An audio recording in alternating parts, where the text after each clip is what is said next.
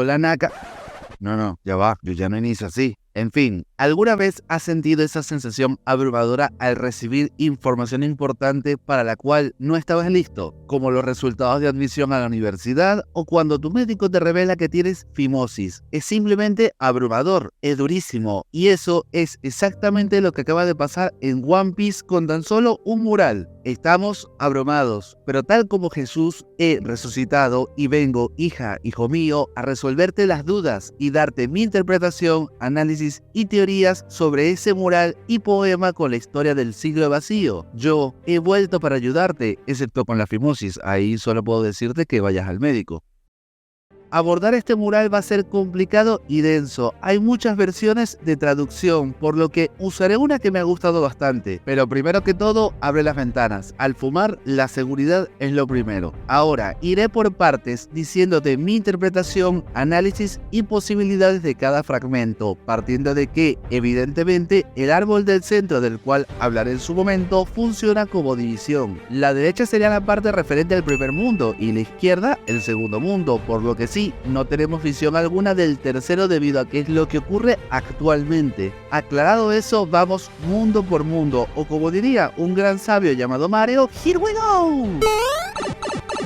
Sobre la tierra hay llamas. Las personas sucumbieron al deseo mientras se apoderaban del sol prohibido. Los esclavos desearon y rezaron. El dios del sol apareció. El dios de la tierra emergió furioso y junto con la serpiente de fuego infernal envolvió al mundo en muerte y oscuridad. Esos hombres no podrán encontrarse de nuevo. Lo sé, soy un maestro con el cambio de voces. Bien, enfocándonos en este primer verso, la parte sobre la tierra hay llamas nos haría pensar en guerra, conflicto o, como vemos en el mural, lo que es el surgimiento de fábricas, ya que además nos dice que la humanidad sucumbe al deseo, como cuando ves Fairy Tail, y se apoderó del sol prohibido. En un comienzo, por lo bíblico que suena, uno pensaría que se refiere a una fruta, estilo la manzana de Adán y Eva. Sin embargo, contextualizando todo lo que sabemos, lo más coherente es que se refiere a que la humanidad logró hacerse con una energía especial, una posible referencia a la energía ancestral que menciona Vegapunk y que nos hace llegar a la primera conclusión e interpretación. La parte del mural que parecen unas fábricas se referiría a los inicios del avanzado reino antiguo y cómo alcanzó su pináculo haciéndose con una energía muy poderosa. De hecho, acá podríamos estar viendo una referencia a la propia Mother Flame. Triplazo, sí, pero oye, no es descabellado entre tanto engranaje y ciertas similitudes que podemos hacer con el panel de Egghead. Por cierto, ¿eso es una nave espacial? ¡Qué loco! ¿Será una referencia a tecnología extraterrestre? Curioso, ¿no? En fin, lo importante es que todo esto tiene un lado muy oscuro también, ya que como podemos ver dentro de la fábrica hay personas, es decir, existían esclavos, o peor aún, como le dicen en los supermercados, trabajadores bajo contrato justo con sueldo mínimo. Terrorífico. Pero acá surge una de las primeras preguntas. ¿Podría ser que el reino antiguo no era tan bueno como pensamos? Pienso en las palabras de Vegapunk al decir, no afirmaría quiénes son los buenos y quiénes los malos. Bastante curioso ese matiz al ver este dibujo, ya que aun cuando él habla de un conflicto alusivo al segundo mundo, evidentemente se conecta con el primero, ya que el todo formaría parte de ese siglo vacío. Y sí, acá no sé si iré muy en contra de las corrientes de pensamiento, pero yo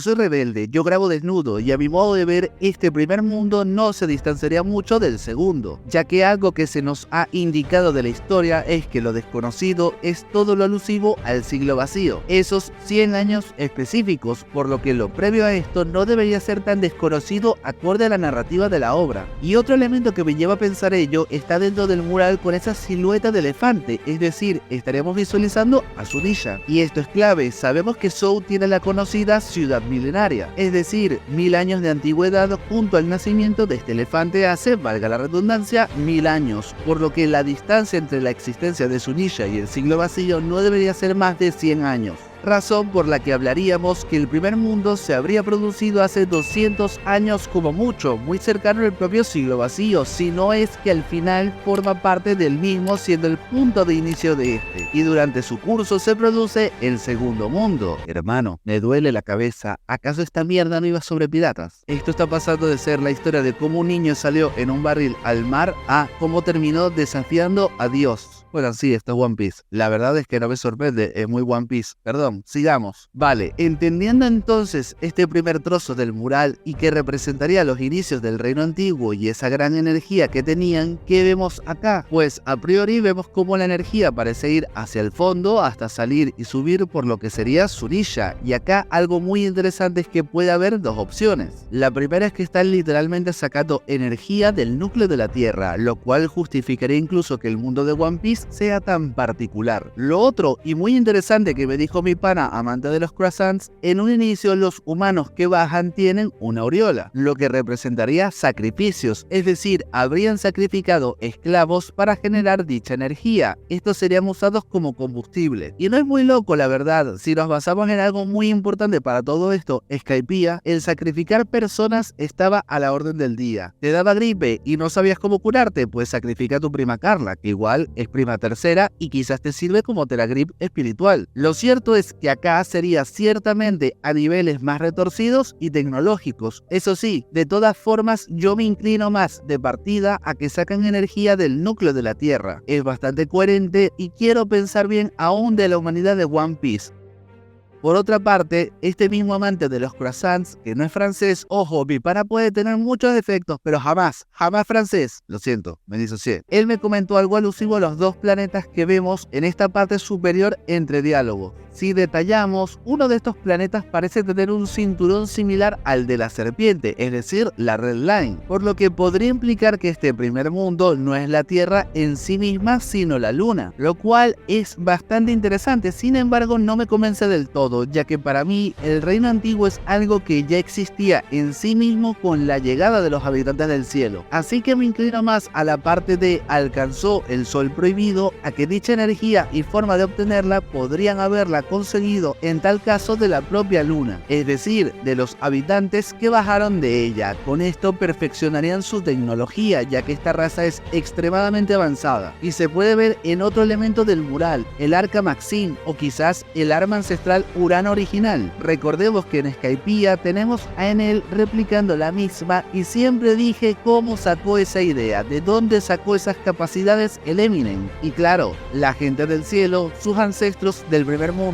fueron quienes construyeron esta cosa y él la habría replicado, solo que le faltaría esa gran energía para que esté a la par de Urano, y a su vez justificaría lo que te comento de que el reino antiguo habría obtenido mucha información o avances con la llegada de la gente del cielo. Incluso este tema de Maxine lo comenté hace años en el canal, pero metí tremendo derrape al pensar en Plutón porque, bueno, forma de barco. Pero ojo, la idea sigue ahí y si le cambias el nombre a Urano todo calza. Continuando, tenemos que los esclavos desearon y rezaron, el dios del sol apareció. Ojo con esto, el cabezón nos habló de los sueños y las frutas del diablo. Sin embargo, le he estado dando vueltas con que el dios del sol apareció y algunos elementos de la obra. Si consideramos que gente bajó de la luna a la tierra, podría ser más que la materialización mística de alguien, la llegada de una raza particular. En el mural no se nos representa el dios del sol en ninguna parte del primer mundo y eso me es curioso, pero estoy pensando en los Lunaria. ¿Recuerdas lo que dijo Shirohige a Marco? No la parte de tú tenías que estar ahí para ver los machetazos que yo me daba con ese loco. No,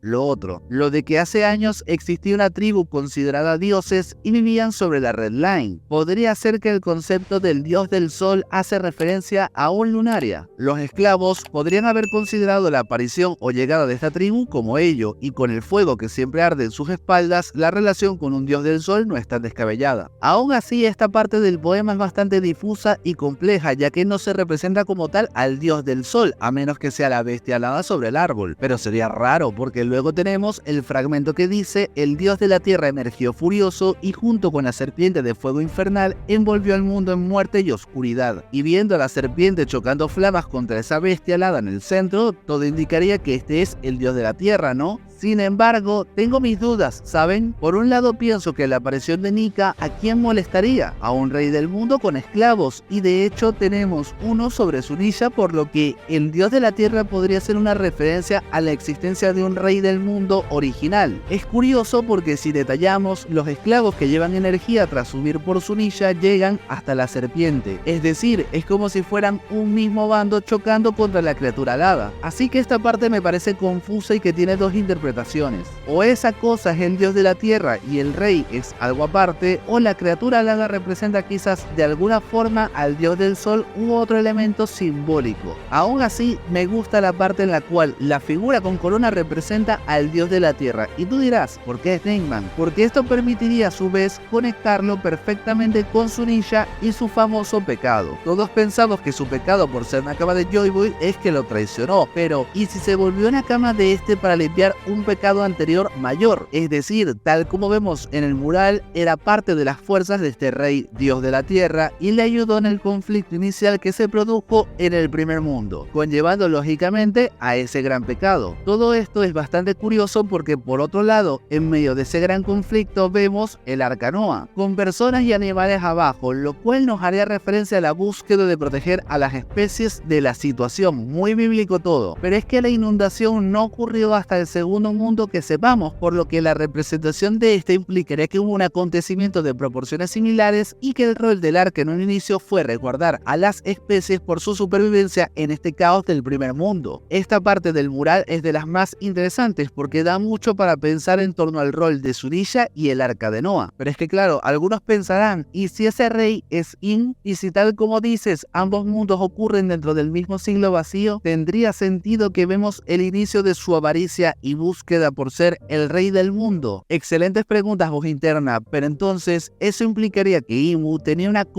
relación con el reino antiguo. Es decir, podría ser que el rey original de este era Imu. Sabemos que los Nerona forman parte de los 20, pero podría ser que el mayor enemigo de este reino surgió dentro de sí mismo. Es como tener diarrea, tu propio intestino crea ese caos y enemigo natural tuyo. Así que no es para nada descabellado. Explicaría cómo incluso se hizo con el arma ancestral Urano y un poder tan grande. Ojo, no necesariamente el rey podría haber formado parte, ser un pendejo ahí y por eso no es capaz de replicar nada. Pero lo importante es que acá con todo esto y esa posibilidad pasa algo, y es que sin duda la posición del reino antiguo es cada vez más importante, ya que todos asumimos que no son malos, pero si este mural efectivamente refleja al mismo y en este hay esclavos, junto a las palabras de Vegapunk de que no afirmaría quiénes son los buenos y quiénes son los malos, me hace decir que vayamos con cuidado a pensar que son unos santos en este reino. Acá hay matices y quizás gente loca dentro de él. No digo que todos sean malos, pero quizás había uno o dos locos como Imu que hicieron que todo se fuera al diablo. Finalmente, nos queda la gran serpiente de fuego infernal. Lo primero y evidente es que representa a la Red Line. De hecho, hay un panel muy curioso cuando entran a esta donde vemos unos arcos que siempre me han perturbado porque me pregunto quién y cómo los construyó. Pero en ellos podemos ver esta figura que, bueno, podría ser una representación de esta serpiente, la verdad, se parece bastante. De acá podemos empezar fumadas históricas, como que la Red Line es en realidad una serpiente gigante dormida. Sí, todos nos estamos volviendo locos y paranoicos, pero podemos ir a algo más discreto y normal, y es que la parte de los esclavos llevando la energía a la serpiente es una representación de que el reino antiguo estaba construyendo la Red Line para separar el mundo. ¿Con qué propósito? Podría ser tanto el de protegerse como algún otro para el que requerimos más información, pero que lleva de nuevo a lo mismo. ¿Los del reino antiguo son realmente buenas personas o andan poniéndole pizza a la piña? Ojo por eso. Y sí, adicionalmente yo creo también que esa serpiente representa el Jomulgander y existe, sí, creo que habrá una fruta de ella o existirá como criatura. Lo único que no logro descifrar son las X. ¿Qué significan? Esa parte sí se me resiste a teorizarle, por lo que te invito a que me digas en comentarios si tienes alguna teoría al respecto e incluso qué piensas de lo que va de este primer mundo. Dime si estás de acuerdo, en contra, si quieres besarme, tú solo dime en comentarios que te leo.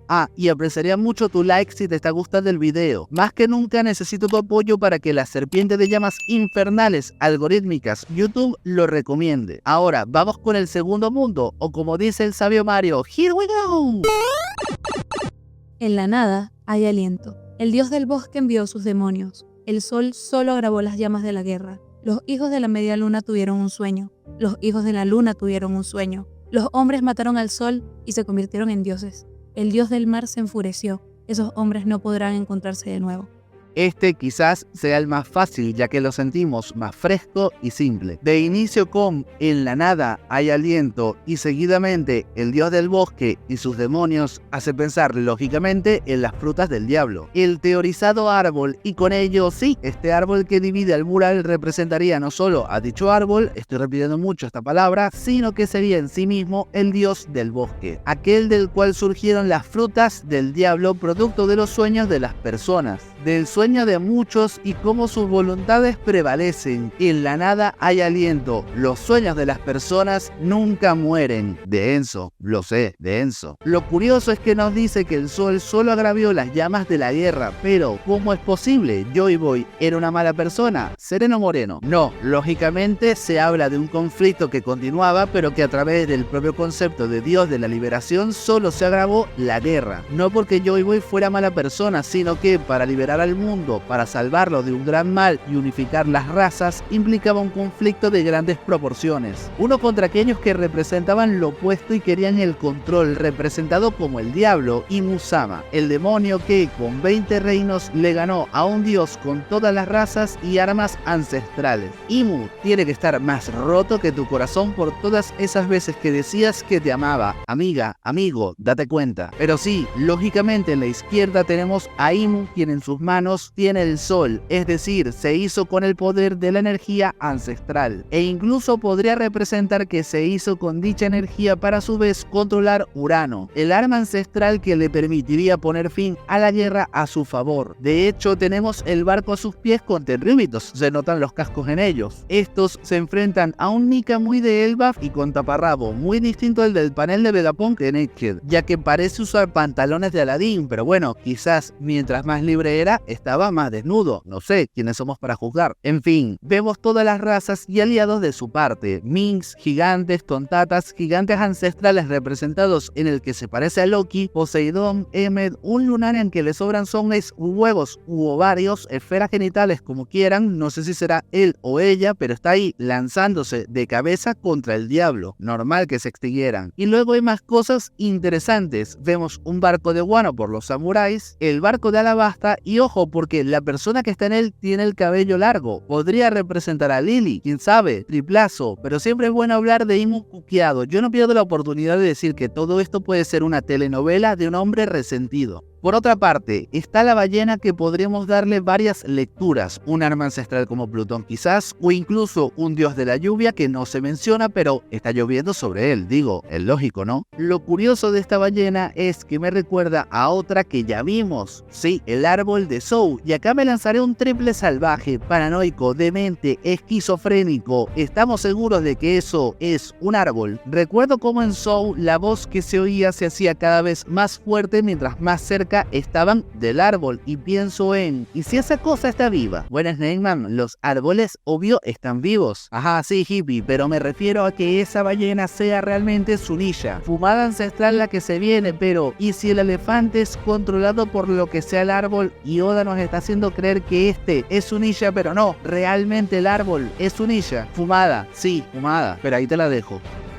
Tenemos otras dos cosas interesantes del mural en este segundo mundo. La primera es que del lado de Imu, las estrellas sobre él, he estado pensando que pueden representar al Gorosei, los planetas que orbitan a su alrededor, dado que ahora es el Sol, ya que se ha hecho con su poder, la energía ancestral. Eso explicaría cómo al menos le dio pelea a todo lo que se le vino encima, porque dudo que los 6 matados esos con casco en una balsa fueran de utilidad contra el gigante que se les lanza encima. Y la segunda, es curioso un detalle en el cinturón del gigante ancestral que se parece a Loki. No sé si lo notaron, pero tiene algo en común con la línea del planeta S entre diálogos y la serpiente gigante. ¿Ves la similitud de patrones? ¿Acaso Oda está confirmando con esto que la fruta de Loki es la de la serpiente de llamas infernales? La fruta de Jomulgander. Fumado quizás, pero curioso, muy curioso. El segundo mundo es bastante más conciso, ya que se centra principalmente en ese conflicto, pero hay más en sus estrofas. Específicamente cuando nos indica indica que los hijos de la media luna y de la luna tuvieron un sueño. Acá con media luna se refiere a los de, eso es evidente, y con los de la luna se refiere, a mi modo de ver, a los lunaria. Y con el sueño, lógicamente, hablamos de una premonición, la cual justificaría la existencia del tercer mundo. Es decir, estos lucharon contra su destino, aun cuando sabían que caerían, pero tiene sentido. Por esa razón crearían los poneglyphs, porque ellos ya lo sabían. El segundo mundo confirma que Joy Boy y su alianza sabía que caerían, por eso se aseguraron de crear dichas piedras. Por último, esto nos aporta al final que el dios del mar se enfureció, es decir, puede ser una referencia a la gran inundación que se produjo y se producirá nuevamente. El mundo a punto de ser sumergido, los Gyojins muriendo de risa pensando que llegó su momento. Otro análisis o teoría que se le puede dar a esta estrofa es que a partir de este momento es que las frutas del diablo se volvieron débiles al mar. Son rechazadas porque el hombre que mató al sol gracias al poder de estas se volvió algo antinatural, el rey del mundo. Esto es más fumado, yo me voy más por lo de la inundación, pero yo te doy casi todo lo que pasa en mi cabeza. Hay cosas para las que no estás preparada o preparado, cosas muy oscuras, así que vamos con el tercer mundo mejor. Y ya sabes cómo dice el sabio Mario, ¡here we go!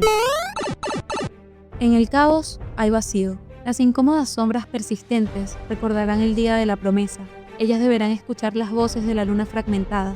El dios del sol baila y ríe. Él conduce hacia el fin del mundo. El sol regresará, un nuevo amanecer llegará. Esos hombres, sin duda alguna, podrán encontrarse de nuevo.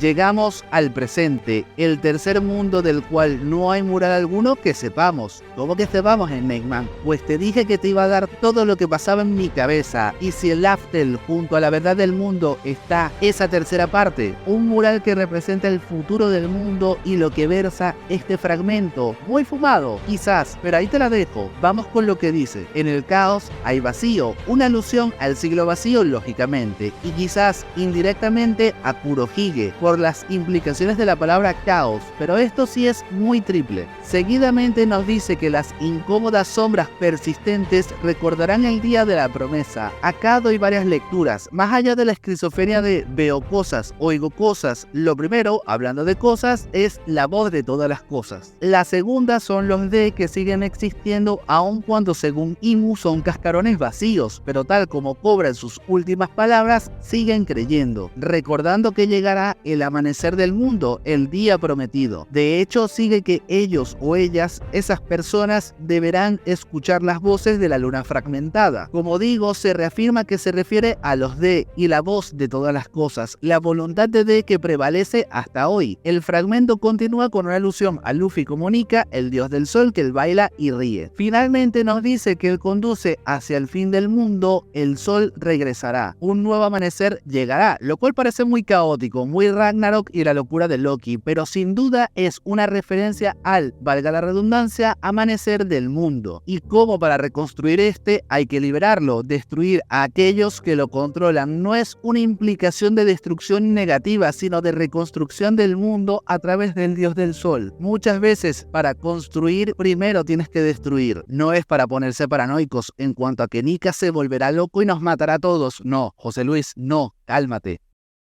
Ahora, quería dejar al final las líneas comunes de los tres mundos, con la diferencia que en el último dice que podrán encontrarse de nuevo. Como mencioné, hay varias versiones en las traducciones. Esta habla de hombre, algunas son más ambiguas, pero en todas me pregunto, ¿encontrarse quiénes? Al comienzo he pensado en una forma de referirse a la unión entre razas, todas coincidiendo como una, encontrándose en un mismo mundo, todos los mares convergiendo, pero si hablamos de figuras, personas, no logro estar seguro de quién es más allá de el dios del sol con alguien más. Imu quizás, no me convence del todo esto último, la verdad, por lo que siéntete libre de decirme en comentarios qué piensas tú y por supuesto qué te ha parecido toda mi interpretación y análisis del mural. Es bastante complejo y sé que pueden haber muchas cosas más a comentar, por lo que te estaré leyendo por si se me escapó algo o tienes otra visión al respecto. Mientras, acá te dejo dos teorías mías. Que tengas un gran día y nos vemos en el próximo video, porque sí, lo habrá.